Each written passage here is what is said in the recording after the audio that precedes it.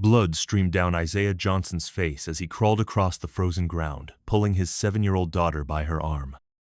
Little Zara could barely walk.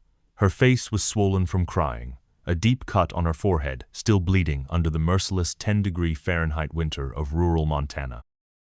They staggered down the deserted road without warm clothes, without a phone, without hope. "Please, someone help," Isaiah whispered, his voice breaking as tears froze on his cheeks. 20 minutes earlier, he had been at the Whitfield estate where he had lived since his wife Rebecca died in a skiing accident 6 months ago. Now his few possessions were scattered across the snow-covered road, thrown out of the car that had brought him there, and abandoned without remorse. "You were never good enough for our daughter," were Margaret Whitfield's last words before her driver sped away, leaving them in the biting cold that threatened to claim their lives within hours. Isaiah Johnson, 34, a respected music teacher with a master's degree in composition, never imagined his life would end like this. Beaten and abandoned in the middle of nowhere by the in-laws who once promised to protect him after Rebecca's death. What he didn't know was that they never truly accepted him. A black son-in-law had never been part of the prestigious white Whitfield family plan, despite their public image of progressive inclusivity. "Daddy, I'm cold," Zara whispered, her lips turning blue from the freezing temperature. Isaiah held his daughter close, knowing that without help, hypothermia would claim them both within hours. The road had been deserted since the snowstorm began. In the distance, the wind formed swirling patterns of snow, creating the cruel illusion of approaching headlights where there was only more suffering. "Everything will be all right, sweetheart," he lied, feeling the numbness already creeping into his extremities. In his mind, flashes of the last few months took shape. The small changes in his in-laws' behavior after reading the will, the locks changed without warning, the documents that needed to be signed urgently, the growing determination to get custody of Zara, the argument that morning when Isaiah discovered they were planning to send him back to his kind while keeping his daughter. The sound of an engine broke the deadly silence. Isaiah turned with difficulty, raising his hand to shield his eyes from the blinding snow. A white Range Rover approached, slowing down. He hesitated. Asking strangers for help could be just as dangerous, but Zara's condition left him no choice. The vehicle stopped a few yards away. A tall woman with fair skin and platinum blonde hair got out. She was dressed in an elegant wool coat and boots. Despite the luxury car, her blue eyes scanned the scene with an unreadable expression. "You need help," she said. It wasn't a question. Isaiah nodded, pressing Zara protectively against him. "My name is Alexandra Sinclair. I have blankets and a first aid kit." Isaiah studied her face, looking for signs of danger. In the 3 years he had lived in Montana after marrying into the Whitfield family, he had learned that not everyone viewed a black man married to a white woman with sympathy, especially one in a vulnerable situation. "Please," he finally said, "my daughter needs help." Alexandra approached slowly, as one might approach a wounded animal, and offered a thermal blanket. "I won't touch you without permission, but that cut on the girl's head needs stitches, and you both have early signs of hypothermia." When Isaiah accepted the blanket with trembling hands, he noticed something in Alexandra's gaze, not pity, not judgment, but a silent acknowledgement, as if she too knew what it was like to be alone in the most desperate moment. On the horizon, the Whitfield estate was still a distant silhouette against the gray sky. From one of the windows, Margaret Whitfield watched through binoculars, her face a mask of calculated coldness. "They must be dead by now," said Robert Whitfield, her husband, pouring himself a brandy. "No one drives that road during a snowstorm." What neither of them realized was that this encounter on the side of the road wasn't the end of Isaiah and Zara's story. It was only the beginning. And when the snow finally settled, nothing in the Whitfields' lives would remain intact. At Bozeman Memorial Hospital, Isaiah watched Zara sleep, her small forehead wrapped in bandages. His own injuries seemed insignificant compared to the relief of seeing his daughter breathing peacefully. "Mr. Johnson," Dr. Ramirez entered quietly. "Zara's tests are good. The concussion isn't as serious as we feared." A woman in an impeccable suit burst into the room, followed by 2 police officers. "Victoria Palmer, attorney for the Whitfield family. I'm here to discuss the situation of the minor Zara Whitfield." Johnson, Isaiah corrected her. My daughter's last name is Johnson, actually. I have a preliminary petition for custody. The Whitfields allege gross negligence. According to them, you fled the residence after an argument over the inheritance, putting Zara in danger. Gentlemen, Alexandra Sinclair's voice cut through the tension. This man and his daughter are under medical care. Any legal matters can wait 48 hours, as stipulated by Montana law.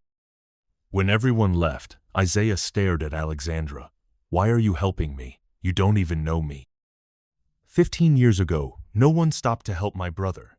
He and my niece died on a road similar to this one during a blizzard. She paused. As for the Whitfields, Robert tried to block my renewable energy project when I refused to sell my patents to his company. 3 days later, in the modern office of Jackson Rivera, the lawyer Alexandra had hired, Isaiah listened in disbelief to the Whitfields' accusations. They claim emotional instability and that you tried to extort money from the family.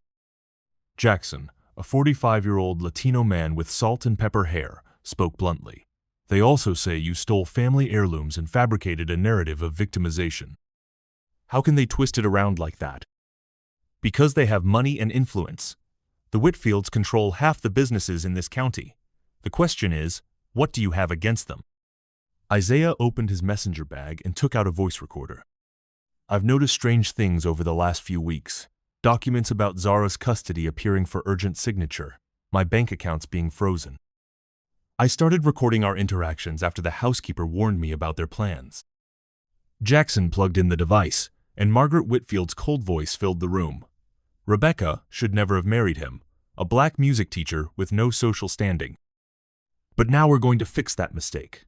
That girl has Whitfield blood, and she won't grow up with him. Jackson's eyes widened as he listened to explicit conversations about getting rid of Isaiah, falsifying psychological evaluations, and Robert instructing his driver to drop them off, where the cold will take care of our problem. This changes everything, Jackson said. But we need more. They'll claim illegal recording. And it was illegal, Isaiah admitted. Recording without consent in Montana is prohibited. I looked it up. Jackson looked at him with new respect, a music professor who knows surveillance laws.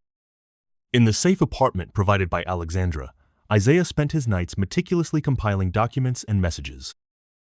Lucia Morales, the Whitfield's former housekeeper who had quit after witnessing the assault, helped by looking after Zara while Isaiah built his case. They think I'm defeated, Isaiah said one night. They believe I'm just a man without resources, that I'll collapse when they offer me money to give up my daughter. Alexandra noticed the gradual transformation in Isaiah. The fragile man she had rescued was giving way to a calculated strength. What are you planning? She asked, watching him organize documents. Isaiah looked up, his gaze now steady. Margaret always said I wasn't sophisticated enough to be connected to the Whitfields. Well, I'll show them exactly what a low-class music professor can do. At the Whitfield estate, Margaret was serving drinks to Montana's social elite. That man is clearly mentally ill. Zara will be where she belongs in a matter of weeks. Robert proudly displayed a photo of Zara, an image used to create the illusion of a loving family concerned about their granddaughter. What they didn't realize was that at that very moment, Isaiah was contacting dozens of people who had been wronged by the Whitfields over the years. Silenced former employees, betrayed business partners, mistreated workers, people whose stories combined with Isaiah's evidence would form a perfect storm. Because sometimes the most powerful weapon against arrogance isn't money or power, but the quiet patience of someone who has survived by watching closely. While the Whitfields celebrated their impending victory, their every move was being documented by a growing network of allies united for justice. Imagine their surprise, Isaiah whispered to the sleeping Zara, when they discovered that the same man they left to die in the blizzard not only survived, but learned to thrive in the harshest of conditions. Just like the Montana pines that appear fragile but hold unimaginable strength beneath the snow. The day of the preliminary hearing arrived like storm clouds gathering at the Gallatin County Courthouse. The main hall was filled with curious faces, local reporters, idle lawyers, and citizens drawn by rumors that the powerful Whitfields would face an unexpected challenge. Margaret and Robert Whitfield entered with the confidence of people who had never lost a battle. Margaret, impeccable in her burgundy suit, discreetly greeted Judge William Thornton, an old friend of her family for 3 generations. When Isaiah entered, accompanied by Jackson and Alexandra, Margaret leaned toward Victoria Palmer with a scornful smile. "Look at him, still trying to look respectable." Judge Thornton banged his gavel. "We are here to consider the petition for temporary custody of Zara Johnson filed by Mr. and Mrs. Whitfield."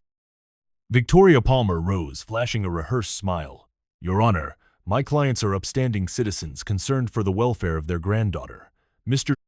Johnson has demonstrated emotional instability and an inability to provide a safe environment for the child." Jackson Rivera remained seated, calmly leafing through his documents. His apparent nonchalance made Margaret frown. "My clients request immediate temporary custody while psychological evaluations are conducted," Palmer concluded, handing documents to the judge. "Attorney Rivera," the judge called, "do you wish to respond?" Jackson rose slowly. "Actually, Your Honor, I will not respond today. Instead, I would like to offer a proposal." A murmur rippled through the room. Margaret leaned toward her husband, confused. "My client is willing to consent to supervised visits with Zara by the Whitfields," Jackson continued, "provided that before that, we watch a short video together." Victoria Palmer stood up indignantly. "Your Honor, that's irregular. We're here to discuss custody, not movie screenings." Judge Thornton hesitated, but his curiosity prevailed. "What video would that be, counsel?" "A brief documentary about the events leading up to the current situation," Jackson replied calmly. "I believe it will clarify many disputed facts." Reluctantly, the judge granted permission. The lights dimmed, and a screen descended from the side wall of the courtroom. The first image froze Margaret Whitfield in place. It was security camera footage from the Whitfield estate itself, showing Isaiah being pushed down the stairs by Robert while Margaret screamed, "Take this man and his half-breed where no one can find them." The video continued relentlessly, recording conversations about plans to eliminate the problem, emails exchanged with Attorney Palmer discussing the falsification of psychological evaluations, and documents showing how they tried to alter Rebecca's will after her death. The final piece of the video was devastating. Zara, recovered from her injuries, calmly recounting what she had witnessed. "Grandma Margaret said, 'Daddy didn't deserve to live. Grandpa Robert hit Daddy when he tried to protect me.'" The lights came up. Margaret was pale as a ghost. Robert stared at the floor, and Victoria Palmer loosened her collar, visibly shaken. "Your Honor," Jackson resumed, "we would like to file formal criminal charges against Margaret and Robert Whitfield for attempted murder, assault, falsification of documents, and obstruction of justice." Judge Thornton, now visibly shaken, adjusted his glasses. "Miss Palmer, do your clients have anything to say?" Palmer was speechless. Margaret tried to stand, but her legs gave way. Robert finally spoke. "It's all lies. Digital manipulation." That's when the back door opened and Lucia Morales entered, followed by 3 former Whitfield employees. "I witnessed everything, Your Honor," Lucia declared with dignity, "and I'm not alone." In less than an hour, Margaret and Robert Whitfield were escorted out of the courtroom in police custody. Reporters flashed cameras capturing the fall of the untouchables of Bozeman. In the silent hallway, Isaiah remained seated, trembling slightly. Alexandra sat down beside him, not touching him, just offering her presence. "How did we pull this off?" he asked quietly. "We didn't," Alexandra replied. "You did. Your courage in recording everything, your intelligence in putting this case together. I just provided the resources. You built the strategy."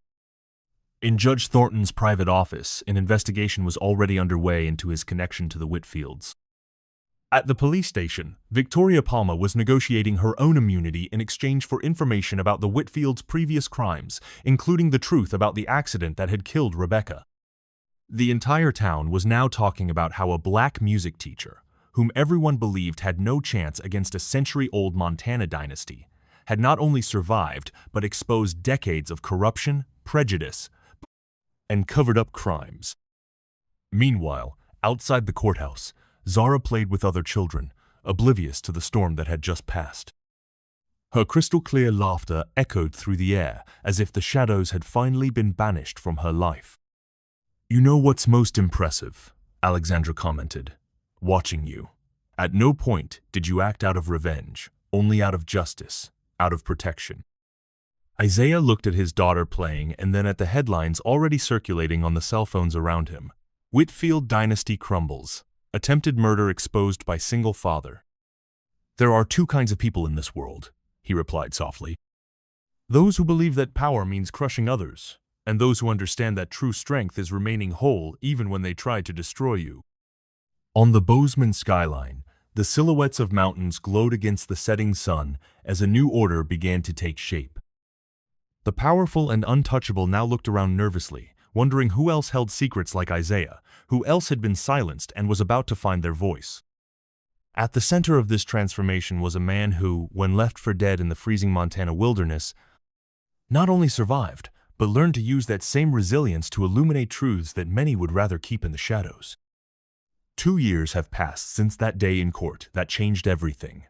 The estate that once belonged to the Whitfields now serves as a support center for victims of domestic violence and discrimination. Isaiah, dressed in a simple but elegant sweater, led a group of volunteer counselors through the hallways where he once walked in fear. You can be sure, he explained, that when these families come to us, they've already heard no from at least 5 different institutions. Our mission is not only to offer shelter and legal assistance, but to give them back something the world has tried to steal from them: dignity. In Robert Whitfield's former study, now converted into a music therapy room, 9-year-old Zara helped other children express their emotions through simple instruments. Her talent for music and empathy had blossomed in her new school environment, free from the burden of being the Whitfield granddaughter. Now, she was simply the daughter of Isaiah Johnson, the man who had turned personal tragedy into social revolution. Margaret Whitfield was serving her 3rd year in prison for attempted murder and conspiracy. The walls of her 3-square-meter cell were decorated only with newspaper clippings about the case that had landed her there, an unhealthy obsession that her psychiatrists classified as a pathological inability to accept her own guilt. Robert, sentenced to 5 years, had aged decades in a few months as his health deteriorated without the privileges he was accustomed to. In the main conference room, Alexandra Sinclair signed documents alongside Jackson Rivera. The Johnson Sinclair Foundation had just acquired its 10th property, another one that would be converted into a support center for marginalized communities. I believe we're ready to expand to Seattle next month, Alexandra said, her face more relaxed than anyone had ever seen it before she met Isaiah. Lucia Morales, now the Foundation's chief operating officer, walked in smiling. NPR just confirmed they'll be here on Thursday for their special series, Transformative Justice. They want to interview you, Isaiah. Isaiah's transformation wasn't limited to his work. The man who once walked with his head down was now invited to speak at universities across the country. His story inspired legislation on domestic violence and discrimination in 4 different states. You know what impresses me the most? Jackson remarked one afternoon as they watched Zara teaching a new child how to play the piano. It's not just what you've achieved, but how you've done it without losing your humanity. Isaiah smiled, watching his daughter. I've learned that justice isn't about destroying your enemies, but about rebuilding what they tried to tear down even stronger. Across town, Victoria Palmer, the Whitfield's former lawyer, now taught legal ethics at Montana State University, part of her alternative sentence after cooperating with the investigation. Her lectures always began with the same sentence. I learned the hard way that the line between representing a client and becoming an accomplice is thinner than we think. On a crisp autumn afternoon, Alexandra and Isaiah walked through the gardens of the center discussing plans for expansion. Their relationship had developed organically, first as allies, then friends, and finally as partners in every sense of the word. You turned tragedy into purpose, Alexandra observed. Do you know how many lives have been changed because you decided to fight instead of accepting what they did to you? Isaiah paused, reflecting. Sometimes I wonder what would have happened if you hadn't stopped on that road. You would have found another way, Alexandra replied with conviction. People like you always do. That evening, a letter arrived at the center. The postmark indicated the Montana State Penitentiary. It was from Margaret Whitfield. I hope she would beg for forgiveness, Isaiah said after reading the letter filled with bitter accusations. But some people would rather drown in hatred than admit their mistakes. "And what are you going to do about it?" Alexandra asked. Isaiah folded the letter and placed it in a folder. "Use it in my psychology workshops to demonstrate how privilege distorts one's perception of reality.